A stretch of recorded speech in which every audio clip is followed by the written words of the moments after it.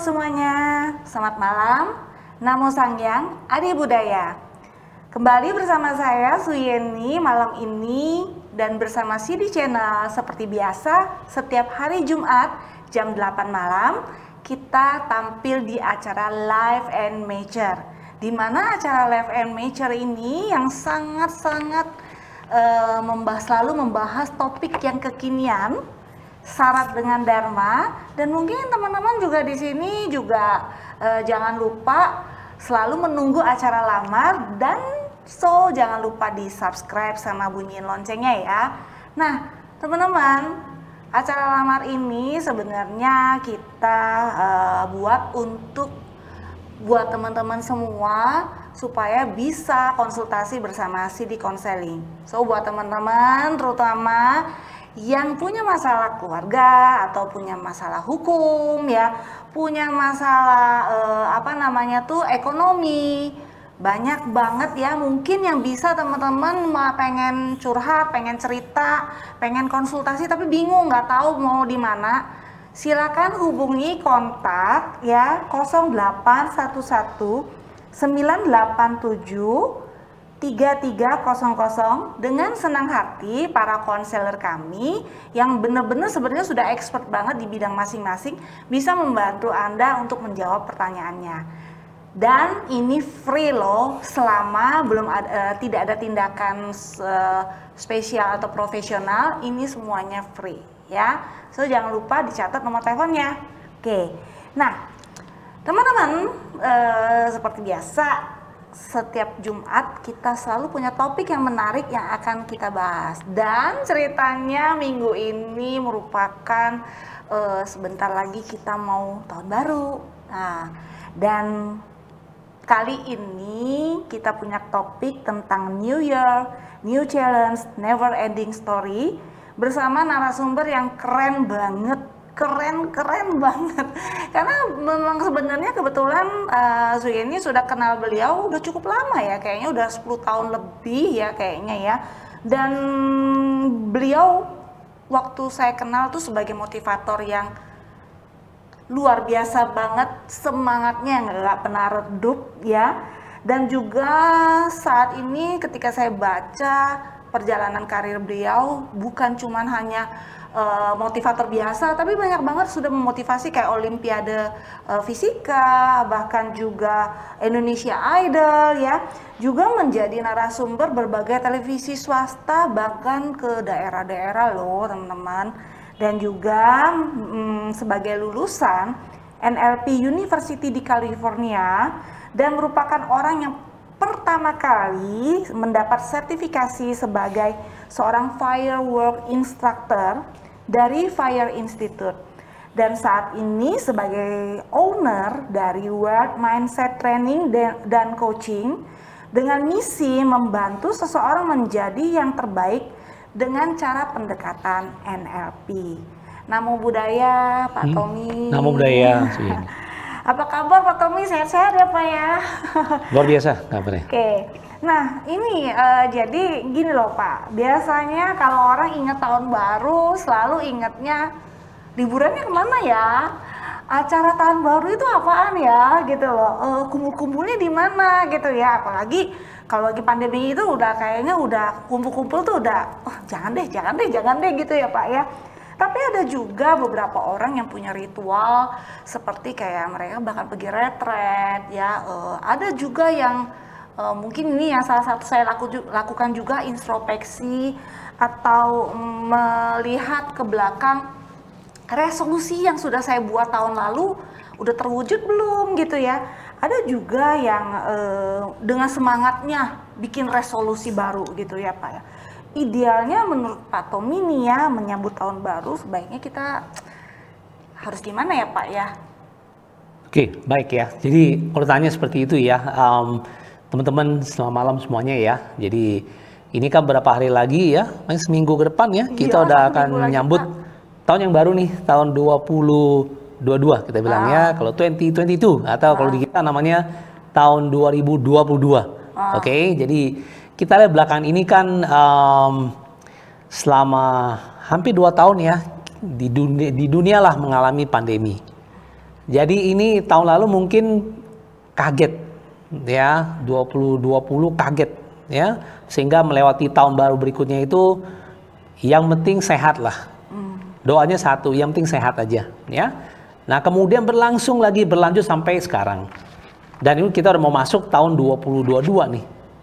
Lalu bagaimana tadi tanyakan kan? Ini kalau tadi kan biasanya sebelum pandemi itu kan oke, udah macam-macam, ada yang perayaan atau macam-macam. Ini kan kayaknya saat ini saya pikir meskipun negara kita sudah angka COVID-nya, infeksinya melandai, tapi tetap saya pikir tidak baik lah kalau kita melanggar prokes ya. Ya, apalagi ada yang varian terbaru. Betul ya, apalagi varian terbaru ya. Jadi itu menurut saya marilah kita lewat tahun baru ini perayaan iya, tetapi sebenarnya ini kan setiap tahun kita rayakan, betul nggak? Kalau tahun ini misalnya kita nggak terlalu glamor, tapi kita ambil esensinya, kita ambil spiritnya saja, kan lebih baik ya. Kan nggak harus dengan pokoknya harus merayakan yang besar-besar. Nah ini yang menurut saya pertama kita garis bawahi dulu bahwa itu bukanlah tindakan yang bijaksana. Meskipun negara nggak bisa melarang sampai bagaimanapun, karena ini kan sesuatu yang ya kan tiap tahun kita merayakan, kita namanya, apalagi dia pakai argumentasi misalnya ya. Ini kondisi sekarang justru kita udah 2 tahun ini seperti terkungkung ini, kita mau ekspresi, kan tidak salah juga. Tapi saya pikir ini kita lihatnya lebih bijaksana. Jadi spiritnya kita ambil.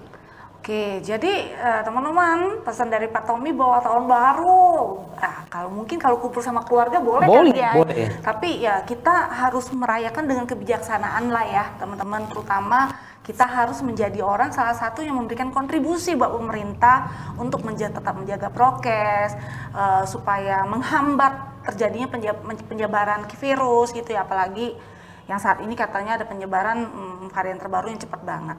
Nah, Pak Tommy, jadi kalau dipikir-pikir tahun baru tuh identik Pak dengan yang namanya orang suka bikin resolusi baru gitu loh.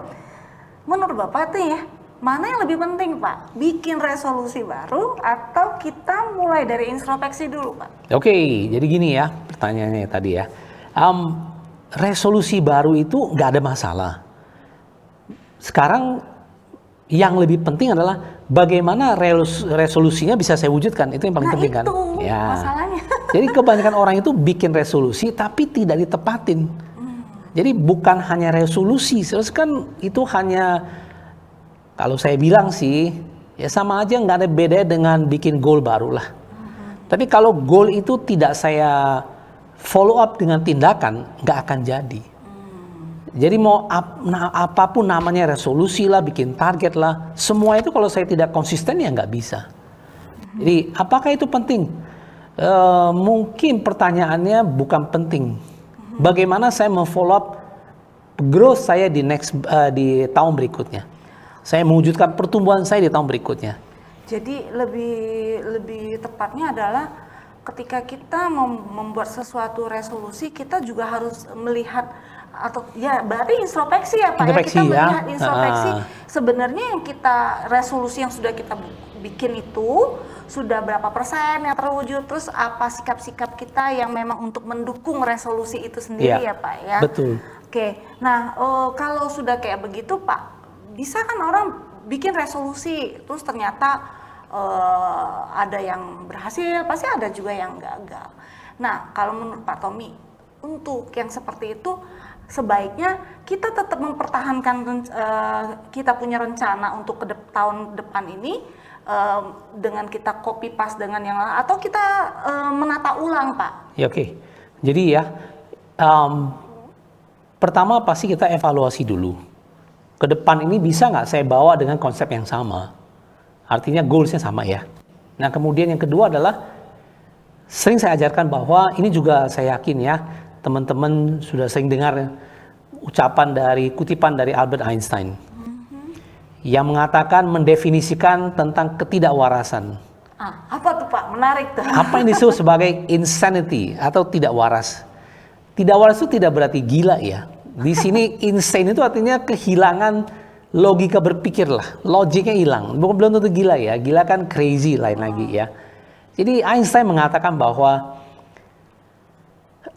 insane atau insanity, ketidakwarasan adalah doing the same thing over and over, Doing the same thing over and over. Jadi but expecting different result. Jadi lakukan sesuatu berulang-ulang, tapi berharap hasil berbeda. Itu namanya nggak waras. Jadi kalau saya tahun ini di resolusi saya mau mempunyai pertumbuhan, apakah itu bisnis, life ya, misalnya 1x atau 2x atau 1 kali atau 2 kali. Tapi kalau perilaku saya masih sama dengan tahun sebelumnya, nggak akan bisa berbeda loh. Kan tahun ini saya setengah X, hasilnya 10. Tahun depan saya pengen 50. Tapi saya cuma melakukan setengah X, kan dapatnya pasti 10. Iya. Jadi itu namanya insane. Jadi kalau saya mau sesuatu yang besar tahun depan, apakah itu resolusi kayak apa namanya? Action saya harus berubah. Kebiasaan saya harus berubah. Semangat saya harus berubah. Jadi kalau itu berubah semangatnya, hasilnya bisa 2x loh, 3x. Contoh kalau misalnya kalau saya meng-coach di bidang sales lah. Dia pengen dapatkan penjualan let's say 1 miliar lah gitu ya. Setahun misalnya. Tahun depan targetnya 3 miliar. Berarti 2 kali loh. Tapi kalau perilakunya, kebiasaannya masih yang seperti yang 1 miliar ini, dia nggak akan dapat. Kan nggak ada sesuatu yang berbeda. Oke. Itu yang kita bilang insane, kalau saya bilang gila itu namanya, nggak waras, nggak masuk akal. Oke, tahun ini mau naik 3 miliar, programnya apa? Saya punya program apa, ini yang berbeda. Yes, itu bisa. Ya, capai nggak capai itu hal kedua ya, bukan itu. Kita tetap berusaha. Bisa jadi kan nanti dalam mid-year review, ada masalah, kita bisa ubah. Tapi goalsnya di situ. Tapi udah pasti pendekatan saya tahun ini berbeda. Pasti. Why? Karena hasilnya kan maunya beda. Unless hasilnya yang saya mau sama lagi. Ya udah, kalau sama lagi nggak ada masalah. Kita lakukan hal yang biasa aja. Sama kayak misalnya saya, kalau tadi kan bisnis. Kita pilih kesehatan deh. Saya pengen tahun ini resolusinya, biasanya kalau kaum wanita nih, berat badannya sekian, ya udah. Oke, maunya sekian, ya nggak masalah sekian. Oke. Nah pertanyaan berikutnya, effortnya apa? Kalau masih sama kayak tahun ini, nggak akan jadi garansi saya. Kalau jadi mah insane, nggak waras itu. Nggak waras itu, ya nggak masuk akal. Tapi kalau dia, kalau tahun lalu saya olahraga ini, sekarang saya doublekan, makan saya kurangkan. Itu masuk akal. Berarti ada sesuatu yang berbeda. Resultnya pasti berbeda.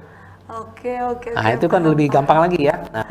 Nah, itulah yang esensi menurut saya, itu yang lebih penting daripada bikin resolusi. Bikin mah gampang, follow up-nya itu pertanyaannya. Mau nggak saya follow up? Belum tentu. Sebulan pertama semangat, nanti bulan kedua, wah ada ini tantangan, ada ini, belum lagi. Ya kita mendoakan semuanya terbaik ya. Ya tiba-tiba kalau misalnya timbul varian baru lagi, waduh kacau lagi kan. Nah misalnya kalau tidak stabil lagi, udah pikirannya udah hang lagi, udah dia fokusnya hilang, udah resolusinya tinggal kenangan. Nanti kita bikin lagi tahun berikutnya. Wah teman-teman, ini bener-bener kayak tamparan omongan Pak Tommy ini, bener-bener tamparannya kuat banget. Jadi teman-teman, kesimpulannya sebenarnya mau resolusi apapun yang kita bikin, sebenarnya diri kita sendiri ada perubahan nggak ya? Betul. Terhadap apa yang kita komit, apa yang kita tuju, apa goal kita sendiri ada perubahan nggak? Misalnya tahun ini kita nggak nyampe, ya tahun depan kita mau berubah apa enggak? Itu jauh lebih penting. Yang diomongin soal olahraga tuh bener banget Pak. Saya ngalamin soalnya kalau lagi waktu tahun sebelum-sebelumnya pengen yoga, tapi cuma ngomong doang gitu ya.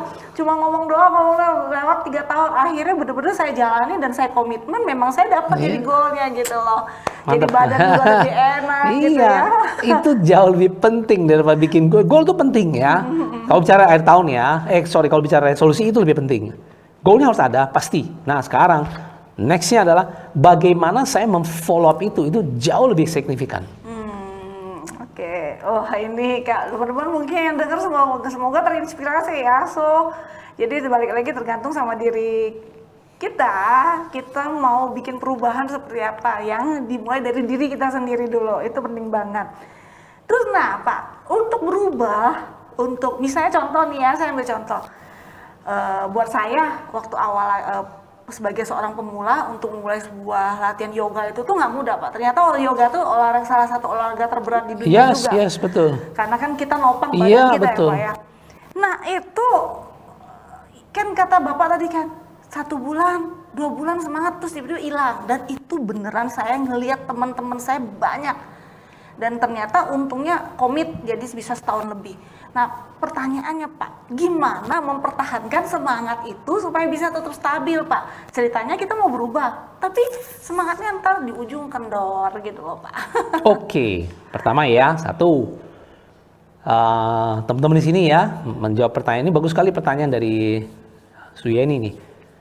Bagaimana saya mempertahankan? Satu, kita harus pelajari dulu otak itu bekerjanya seperti apa. Number one, otak kita itu harus jelas dulu gambarnya atau apa yang kita mau capai. Jadi kalau saya mau berubah, otak saya harus jelas dulu kira-kira perubahan itu ke arah mana. Harus be very clear ya. Karena otak manusia itu kalau dia itu sangat goal oriented. Dan kalau goal oriented itu dia perlu kejelasan goal yang clear, itu penting. Nah, yang kedua adalah kalau goalnya jelas, maka akan keluar yang namanya antena yang kita sebut RAS. Antena itu bernama Reticular Activating System. Jadi dia akan nyari gambar yang sama yang ada di otak kita. Dia akan nyari gambar yang sama. Misalnya kalau saya senang satu mobil, let's say warna sedan, warna merah, kalau saya menggandrunginya, maka kemana-mana saya lihat bisa jadi sedan merah semua itu tuh. Karena fokus saya ke sana, karena dia nyari gambar yang sama. Apalagi teman-teman pernah belajar atau pernah baca buku The Secret ya, yang mengatakan Law of Attractions. Nah di sana diajarkan bahwa yang sama menarik yang sama. Jadi kalau otak saya udah jelas apa yang saya mau, saya akan narik gambar yang sama. Tapi nanti saya jelasin kenapa setelah jelas nggak narik juga, bisa juga. Tapi saya jelasin dulu yang otak itu bekerjanya kayak apa dulu. Oke ya, nah itu pertama. Jadi dia bekerjanya harus jelas tujuannya. Semakin dia jelas tujuannya, semakin kuat motivasi menujunya lebih mudah, ada fuelnya ke sana. Itu yang berikutnya. Nextnya adalah kalau dia udah jelas, ya dia akan narik. Kan gambarnya sama. Kan dia akan, kan semua kita bicara by vibrasi semua, dia akan narik gambar yang sama. For sure dia akan narik, ya.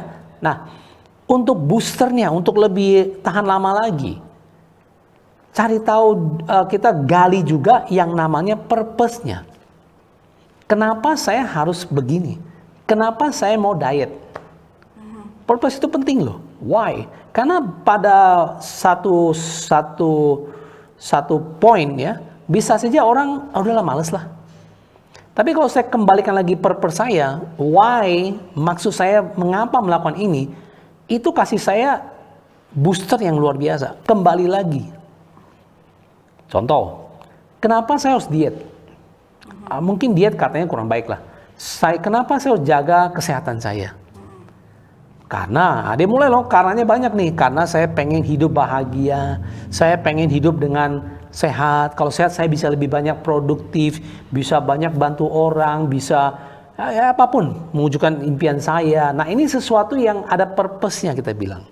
Karena banyak orang di dunia melakukan sesuatu yang nggak ada purpose-nya. Bukan nggak ada purpose, dia nggak tahu purpose-nya apa. Ya udah kerja begitu aja. Ya kerja, saya yakin kalau dulu orang bilang ya, kerja. Kalau cuma begitu nggak ada purpose-nya. Kerbau itu juga kerja. Dia kalau membajak dia juga kerja. Kan beda kita sama hewan, kan beda. Nah bedanya di mana? Kita tahu maksud seperti ini adalah untuk itu. Tapi bukan berarti saya bandingkan Anda dengan binatang, tidak ya. Minta maaf dulu ya, bukan di situ ya.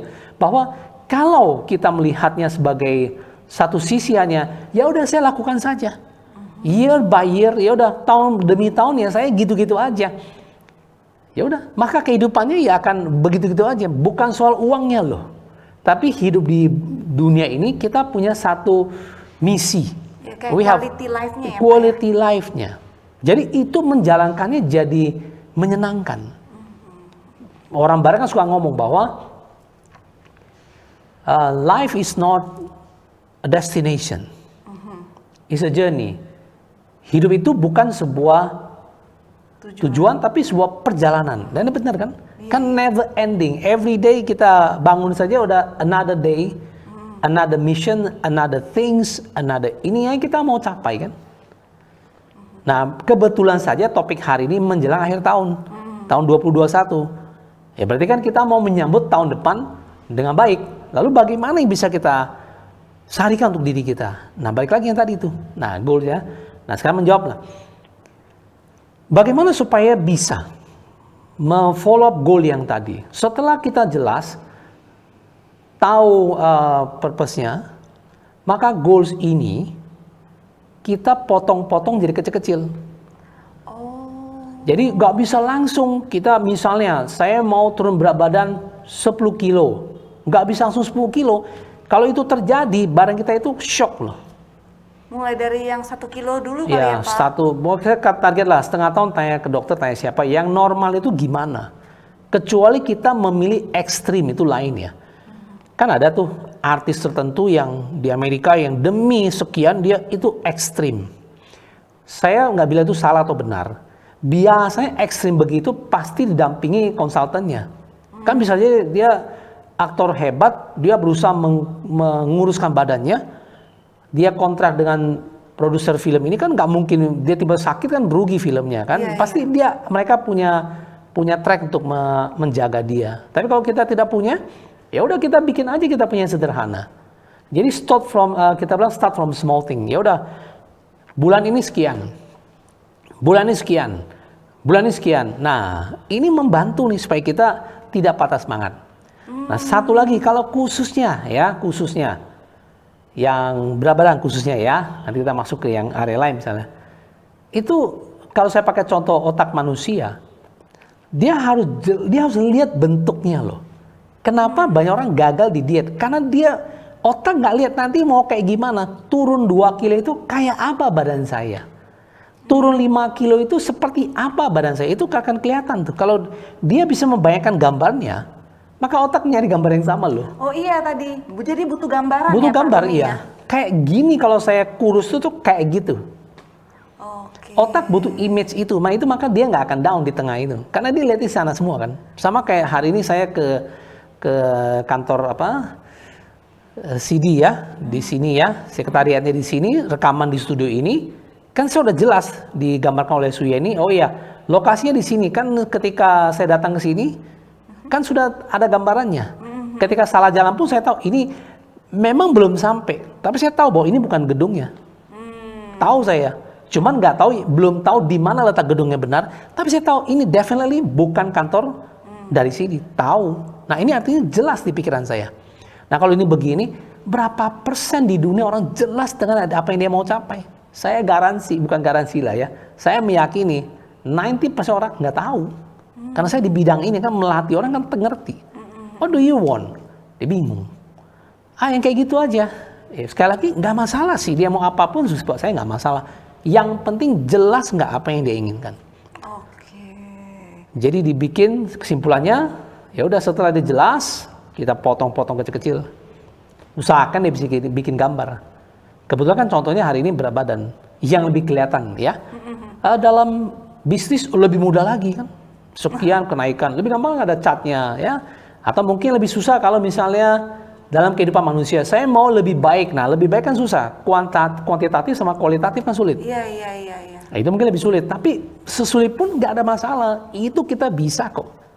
Misalnya apa? Saya tahun ini mostly apa orangnya? Pengen apa? Pengen hidup lebih bahagia. Saya tahun ini udahlah. Tahun pandemi itu saya lewati dengan mood yang nggak enak ya, karena ada kekesalan. Kali ini saya mau less anger, kan bisa. Iya. Saya kalau dulu begini, saya ini buat resolusi tapi sesuatu yang lebih spiritual ya. Saya become lebih bijak misalnya. Misalnya apa? Ketika menghadapi sesuatu yang tidak sesuai dengan keinginan saya, biasanya saya marah. Kali ini saya melihatnya dari sisi yang berbeda. Misalnya saya ekspektasinya makan makanan ini, tapi setelah nyampe ternyata enggak. Ya udah, saya udah bisa mengerti. Ya kadang-kadang kan tidak sesuai, nggak harus we cannot always get what we want. Ini kan kita lebih bijaksana. Oke, misalnya kalau kita yang beragama Buddha, kita paham kan tentang keadaan di sekitar kita nih. Kita belajar menjadi bijak. Kalau misalnya saya mau sesuatu, hari ini tidak sesuai ekspektasi saya, well, it's okay, nggak ada masalah. Masih ada hari lain, masih ada begini. Saya nggak akan jadi marah-marah. Dan saya jadi tahu nih, oh ya hidup ini ya, kalau saya melatih kesadaran saya makin paham dunia ini memang nggak bisa sesuai yang kita bisa atur, then we become happier. Kita jadi senang. Oh iya ya, biasanya gue marah, nggak dapat sesuatu, gue bisa marah pada pasangan saya, pada teman saya. But this time gue lihat lebih jauh deh. Nah itu kan sudah resolusi yang spiritual tingkat tinggi. Bukan soal uangnya saja, tapi karena dia bisa mengubah cara pandang dia lebih bijak. Oh iya ya, contoh nih. Makan, ya, ini contoh makan. Tapi saya yakin kan ini acara malam udah makan semua lah ya, oke. Kalau siang lah baru sensitif hal begini. Tapi kalau malam mah emang nggak peduli lah ya. Udah makan selesai, oke. Pengennya makan makanan durian, wah. Karena durian itu kan sekarang banyak kalau manisnya itu nggak baik. Dulu waktu kecil mah gue makan, kalau sekarang kayaknya harus jaga karena kondisi badan kan sudah berbeda. Iya, ya, kalau dulu anak kecil mau makan hajar aja. Sekarang orang tua nggak berani. Ya, artinya, nah kalau dia bisa menerima itu kan, oh iya, sekarang namanya usia kan manusia itu kan kita tahu di agama Buddha kan anicca ya. Manusia kan dilahirkan tidak untuk hidup selama-lamanya.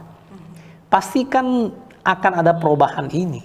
Nah perubahan ini kalau kita menyadari saja, itu udah resolusi tinggi loh.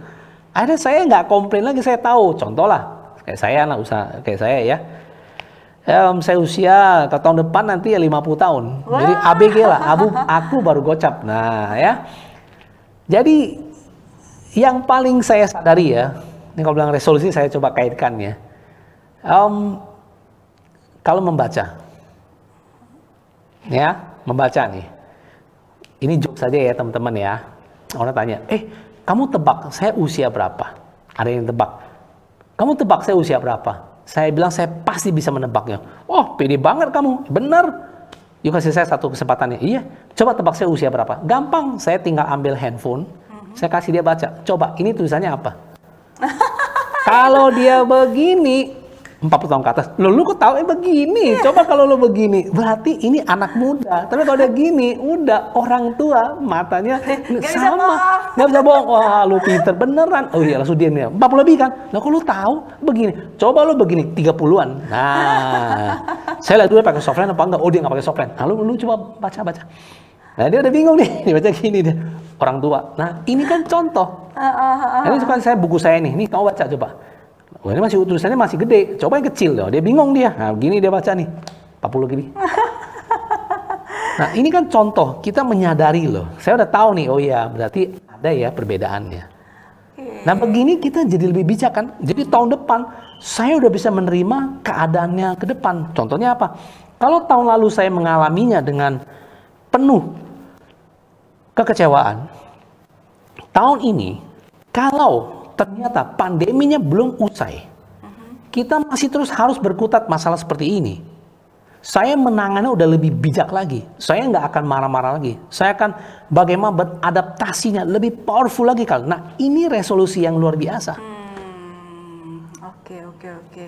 Ya, jadi teman-teman ya sebenarnya yang bikin kita terus semangat itu adalah balik lagi kalau dari saran dari Pak Tommy, kita mempunyai goal, tapi goal itu tuh kita harus pecah ya, supaya teman-teman itu juga nggak gampang kecewa dan akhirnya ujungnya tuh putus harapan. Tapi pernah nggak Pak ada kejadian bahwa meskipun dia sudah melakukan banyak hal gitu ya Pak, mencoba untuk membuat sebuah goal, terus udah mencoba untuk perubahan juga, tapi ada juga yang mereka masih belum berhasil sehingga membuat mereka putus harapan. Nah, itu untuk numbuhin harapan baru, untuk memulai sesuatu yang baru itu kan bukan hal yang benar-benar kayak ngebalikin telapak tangan Pak, ya kan? Itu gimana? Artinya dia belum berhasil ya? Ya. Oke. Gini, kalau dia belum berhasil, ya, kalau dari saya ya, saya selalu sarankan mereka untuk pertama evaluasi dulu. Yang kemarin nggak berhasil tuh karena apa? sebelum nanti dia pindah yang baru. Pindah mungkin istilahnya bukan pindah ya, dia menyesuaikan. Mungkin kala itu ada yang salah, jadi approach-nya mungkin nggak ada yang salah. Itu dulu saya perbaiki, saya evaluasi dulu. Nah, setelah itu saya dapat jawabannya, baru saya pikirkan, ini akan saya ganti ke yang baru atau saya memperbaiki yang lama. So this is the wisdom ya. Jadi saya akan ganti yang baru atau saya perbaiki yang lama. Oke. Ini jawaban yang bagus banget ya teman-teman ya. Jadi kalau misalnya teman-teman punya goal dan sudah melakukan memang kayaknya, apalagi udah melihat sebuah aspek, udah dicoba, udah melakukan perubahan juga, tapi masih belum berhasil, berarti mungkin goalnya itu yang memang harus bukan diganti, tapi mungkin digeser sedikit ya Pak ya, dimodifikasi supaya teman-teman bisa lebih ini, dan dengan situ teman-teman juga bisa dengan mudah untuk bangkit dan memulai lembaran baru lagi. Nah, tapi kenyataannya Pak ya, saat ini kan perekonomian kita, kehidupan sosial itu akibat pandemi, yang tadi kan sudah Bapak bahas juga. Apa namanya tuh, kesel, ada orang yang kesel melewati tahun itu dengan penuh kemarahan ya gitu ya Pak ya. Tapi ujungnya sebenarnya tadi Pak Tommy juga udah bahas ya, pandemi tetap ada, tetap mau marah-marah atau kita harus berubah ya Pak ya. Yes. Dan memang kita harus siap dengan perubahan itu. Nah, apa aja sih Pak yang perlu kita siapin untuk menghadapi perubahan itu? Kadang-kadang ibaratnya kita duduk aja lagi nyaman, kita pindah kursi aja kita udah sebel gitu loh Pak. Ya, apalagi kita memang kayak apa ya, pandemi ini kayak dihajar habis-habisan untuk kita ready or not harus jalan gitu. Jadi buat teman-teman ya, keluarga besar KBI ya. Jadi kalau bicara ini kan bagaimana menyikapi sebuah perubahan ya. Kita tahu kan bahwa di dunia ini kan anicca ya, tidak ada yang kekal ya. Kita hari ini, saya hari ini senang. Seberapa detik kemudian jadi sedih juga bisa ya, pas dengan sebuah news yang menyedihkan, saya langsung berubah. Artinya dengan cepat begitu kita langsung bisa kondisinya itu berubah. Nah sekarang bagaimana kita bisa apabila ya tahun ini, tahun baru ya 2022 ini tidak lebih baik, atau ya mudah kita lebih baik lah ya. Kalau seandainya di tengah perjalanan pastilah ada yang nggak baik. Mau nggak mau kita menyikapi juga perubahan itu. Karena apa? Karena di seminar saya ajarkan bahwa ini is not about condition, it's the mindset sebenarnya. Kita tahu ya, kondisi itu kan tidak kekal. Kadang berubah, kadang stabil, kadang enggak. Tapi yang kita bisa rubah kan pandangan kita ke dia. Atau kalau saya pakai bahasa lebih sederhana lagi, bagaimana kita merespon pada sebuah kejadian itu jauh lebih baik. Karena kejadian itu kan is a state, sebuah kondisi. Kondisi itu kan naik turun. Tapi cara saya merespon ke itu yang berbeda. Contohnya pandemi ya. Pandemi tahun 2021 ini terus terang, kalau udah saya lihat ya, saya ngikutin perkembangan dunia, memang efeknya cukup biasa. Apa ya, mau bilang 2021 ini malah sebeberapa sektor malah lebih terpukul karena udah lama kan dia. Waktu tahun 2020 kan masih baru-baru. Ini tapi kalau berlangsung berkelamaan kan itu durasi jadi lama tadi kan ya, Pak, ya? Jadi itu yang pasti lebih berefek. Lebih kerasa istilahnya, pukulannya lebih kerasa. Nah, kalau ini berlanjut terus bagaimana kan begitu. Beruntung saja pemerintah kita ini sangat cekatan menghadapinya, meskipun tidak sempurna. Tapi dibanding negara lain kita masih lebih bayar pertumbuhan, jadi kita perlu syukuri ya. Dan juga kita mendoakan biar semua negara ini terbebas dari COVID. Karena ya kita tahu ya, urusan COVID ini bukan urusan satu negara saja. Indonesia aman, tapi kalau negara lain nggak aman, dia sama juga. Seperti yang pemerintah Tiongkok bilang, Presiden Xi Jinping bilang, dia bilang, ini masalah bukan masalah satu negara, ini masalah seluruh dunia. Kalau kami sini beres, kalau sana nggak beres, ya sama juga. Nah itu ya. Nah, seandainya terjadi begitu, what should we do? The way we respond itu berbeda. Dan sekali lagi, saya sih mendoakan semua keadaan lebih baik ya. Tapi siapa tahu ada pas satu bulan tertentu malah menjadi nggak baik misalnya. Semoga sih tidak ya, tapi saya yakin lah tidak lah ya. Tapi kalau seandainya misalnya, what do we do? My friend, kita sudah punya pengalaman 2 tahun loh. We already learn the wisdom, the virtue yang tahun lalu. Tinggal kita ngulang, kita ubah dikit aja. Kan udah pengalaman. Mungkin 2020 lebih shock sebenarnya. Tapi 2021 itu draggingnya, nariknya jauh. Sakit juga. Oke. Tapi karena saya berbekal pengalaman dulu, ini buat saya jadi gampang untuk, lebih gampang, bukan gampang, lebih gampang mengatasinya.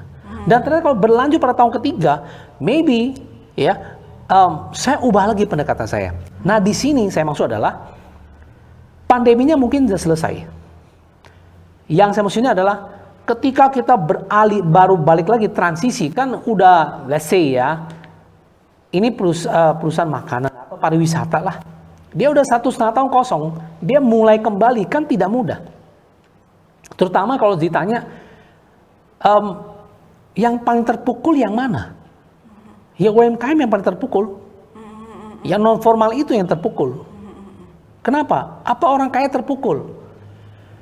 Relatif. Relatifnya di mana? Orang kaya itu sebenarnya malah tabungan, saya tadi dengar, tabungan tuh malah makin naik. Kok bisa?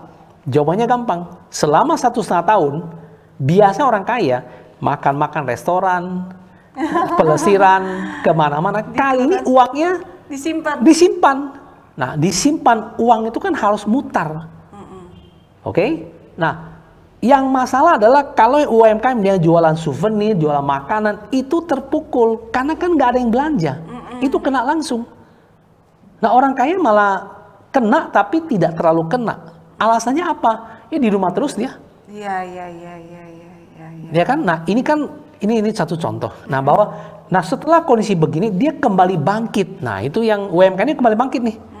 Bagaimana? Pasti kan ada adaptasinya, ada nggak enaknya gitu. Jadi tahun 2022 ini adalah tahun kebangkitan. Mulai lagi bangkit. Nah, tapi udah lama 1,5 tahun kita nggak ini, mulai lagi kan pasti ada adaptasi baru. Iya, betul. Sama seperti orang yang habis jatuh, kecelakaan, terus kakinya mungkin terluka, ya, dia nggak boleh jalan selama 1 tahun. Setelah setahun jalan, pasti sakit kakinya, ngilu dia, nginjek aja takut. Why? Kan udah lama, kondisi udah laten begitu pasti akan berbeda. Belajar lagi, bagaimana mengatasi lagi pendekatan. Nah inilah hal-hal yang kita perlu miliki di tahun 22 ini. Oke. Jadi sebenarnya bahwa ujungnya adalah kita harus ibaratnya tuh untuk menghadapi perubahan itu, kitanya sendiri tuh juga sebenarnya kita sudah mengalaminya, kita sudah punya pengalamannya gitu loh. Tinggal kita mengokohkan aja ya Pak ya, untuk kita bisa ubah dikit, adjust. Iya, di-adjust lagi. Kita sebenarnya tuh cocok nggak, ini bisa jalan nggak. Jadi teman-teman di sini untuk perubahan itu sebenarnya kita yang sendiri ya juga harus menerimanya juga dengan karena kita harus percaya diri bahwa kita udah ngalamin, berarti kita sebenarnya udah mengenal itu dengan baik. Jadi kita bisa menjalani perubahan itu sebenarnya nggak susah-susah amat kalau kita mau ya Pak ya, asal kita jangan ada di comfort zone aja ya Pak ya. Sama kayak saya sambung lagi ya. Sama kayak yang tadi cerita success story, inspirasi sukses yang kita sering dengar dari penemu-penemu besar dunia. Salah satu contohnya kan Alva Edison.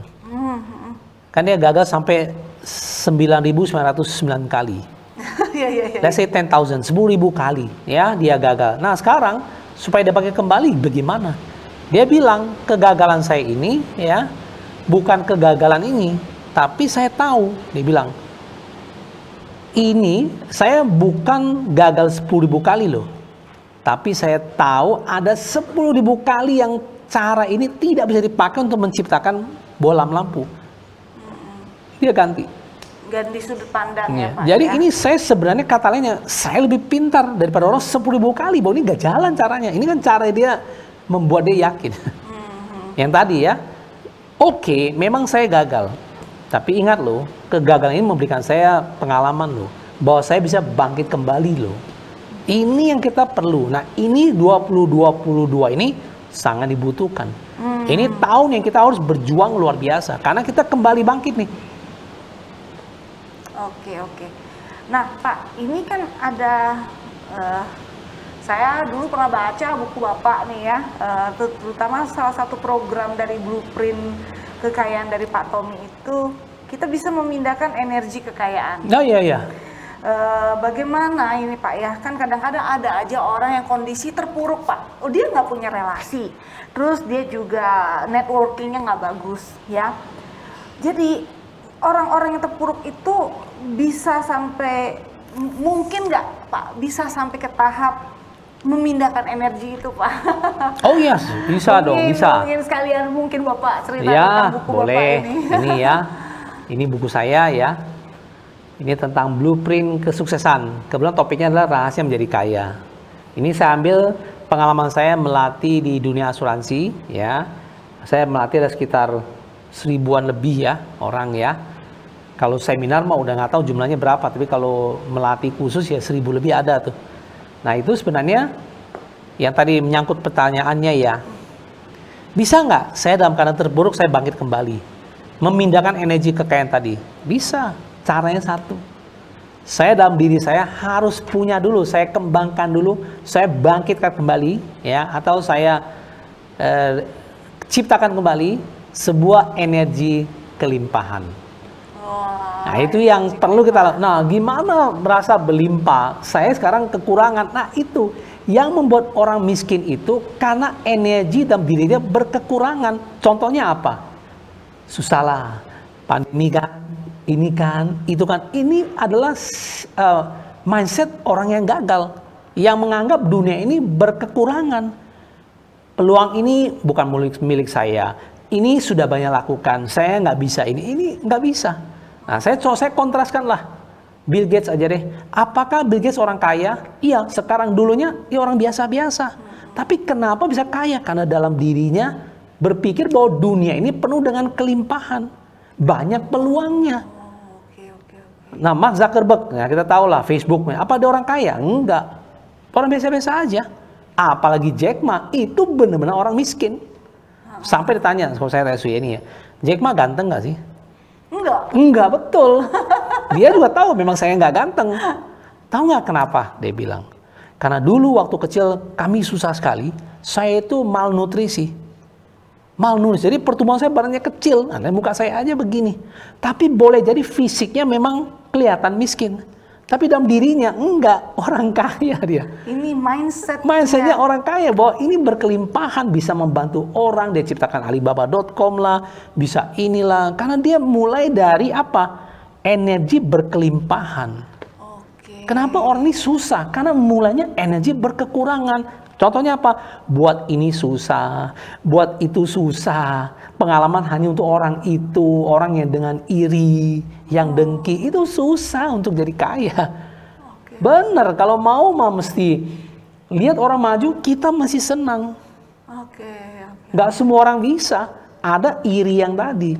Nah ada orang kaya, dia ya oke-oke aja. Kalau dia kaya ya seneng aja, nanti gue lebih kaya. Itu kan preference ya, tapi maksud saya semuanya dimulai dari berkelimpahan. Meskipun hari ini nol dia, minus malah, tapi dirinya nggak minus, nggak apa-apa.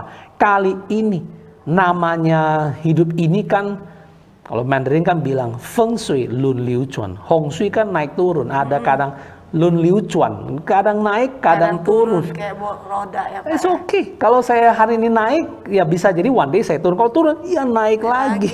Jadi inilah semangat yang kita perlu miliki di tahun 22 ini. Apa tuh semangatnya? Karena ditanya begini, ayolah kita bangun energi berkelimpahan. Nah teman-teman, buat yang untuk bisa membangun energi kelimpahan, sebenarnya energi kelimpahan itu tuh nggak jauh-jauh dengan rasa syukur kita juga ya Pak ya. Jadi gimana teman-teman kalau mau belajar tentang energi kelimpahan, tuh boleh loh langsung hubungin Pak Tommy ya, ada kelas khususnya ya Pak ya. Nah jadi teman-teman, nggak terasa Pak, kita udah. Ngobrolnya udah hampir 45 menit Pak ya, dan benar-benar sharingnya Pak Tommy kali ini bukan cuma hanya menampar-nampar, Pak. Tapi semoga sharing Pak Tommy kali ini juga membantu kita semua untuk berkesadaran, ya, mempunyai kesadaran lebih baik, lebih bijaksana untuk menghadapi tahun 2022. Karena benar-benar kita bukan cuma hanya butuh kita menulis resolusi, tapi benar-benar kita harus punya mental kelimpahan itu ya Pak ya. Ya. Dan buat teman-teman yang mau belajar, langsung boleh hubungin Pak Tommy dari DM Pak Tommy juga boleh. Boleh ya, di DM saya di Tommy.Syawira, Instagram, IG, atau nanti kita tampilkan untuk ini kontak numbernya ya, nanti kami tampilkan ya buat Anda. Ya, nah teman-teman, makasih banget Pak waktu dan sharingnya. Juga buat teman-teman di sini, yang terutama buat kamu yang sedang nonton, yang memang mungkin sekali lagi Suyeni mengingatkan punya masalah hukum, keluarga, psikologi, atau masalah ekonomi, silakan kontak ke Siri Konseling ya. Dan jangan lupa juga donasinya untuk kita bisa melancarkan pembabaran Dharma ini. Dan semoga juga apa yang diberikan Siri Konseling CD channel malam ini akan membantu teman-teman semua. Dan oh ya, juga nggak terasa ya, ini malam Natal loh teman-teman. Dan saya yakin juga yang nonton di sini mungkin ada yang beragama Kristiani. Saya ucapkan selamat Natal untuk teman-teman semua yang merayakannya. Semoga di Natal tahun ini bisa memberikan kita kedamaian dan kebahagiaan, dan bukan cuma untuk kita tapi untuk semua makhluk di dunia ini ya. Dan sekali lagi jangan lupa acara CD Channel akan tampil setiap Jumat malam jam 8 malam. Nantikan kita di live berikutnya. Saya ucapkan makasih banget Pak Tommy. Ya. Namo Sang Hyang, Adi Budaya, Namo Budaya. Namo Budaya.